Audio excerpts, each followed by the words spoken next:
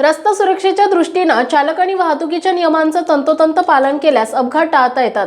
रस्ते अपघात टाळण्यासाठी प्रत्येकाने दक्षता घ्यावी। प्रादेशिक परिवहन कार्यालयाने जिल्ह्यात अपघातांचं प्रमाण कमी करण्यासाठी गेल्या वर्षभरात केलेल्या अंमलबजावणीने तब्बल 4% अपघातांचं प्रमाण कमी झाल्याचं प्रतिपादन उपप्रादेशिक परिवहन अधिकारी विनोद चव्हाण यांनी केलं आहे। जिल्ह्यात 35वे राष्ट्रीय रस्ता सुरक्षा सप्ताह 2024 दिनांक 15 जानेवारी ते 14 फेब्रुवारी अखेरपर्यंत राबवण्यात येणार आहे। या सप्ताहाचा शुभारंभ सातारच्या सैनिक स्कूलमधील डहाणूकर हॉल येथे जिल्हा पोलीस अधीक्षक समीर शेख, अप्पर पोलीस अधीक्षिका आंचल दलाल, सैनिक स्कूलचे प्राचार्य कॅप्टन के श्रीनिवासन, उपप्रादेशिक परिवहन अधिकारी विनोद चव्हाण, निवासी उपजिल्हाधिकारी नागेश पाटील आदी मान्यवरांच्या हस्ते दीप प्रज्वलनाने कार्यक्रमाची सुरुवात झाली। यावेळी उपस्थित सैनिक स्कूलचे विद्यार्थी नागरिकांनी रस्ता सुरक्षेची शपथ घेतली।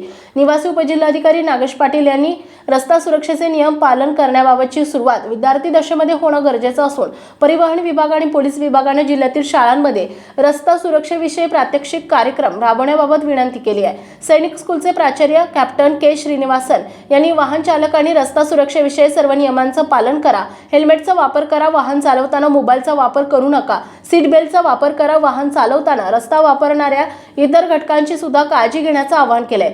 सातारा डीलर असोसिएशनचे प्रतिनिधी अभिजित पिसाळ, ड्रायव्हिंग स्कूलचे प्रतिनिधी प्रशांत पोरे यांनी मनोगत व्यक्त केले। सहाय्यक प्रादेशिक परिवहन अधिकारी मेहत्रे यांनी प्रास्ताविक करताना राष्ट्रीय सुरक्षा सप्ताहानिमित्त आयोजित करण्यात येणार असलेल्या कार्यक्रमांची माहिती दिली आहे। उपप्रादेशिक परिवहन अधिकारी विनोद चव्हाण यांनी स्वागत केले। सहाय्यक मोटर वाहन निरीक्षक संग्राम देवणे यांनी आभार मानले।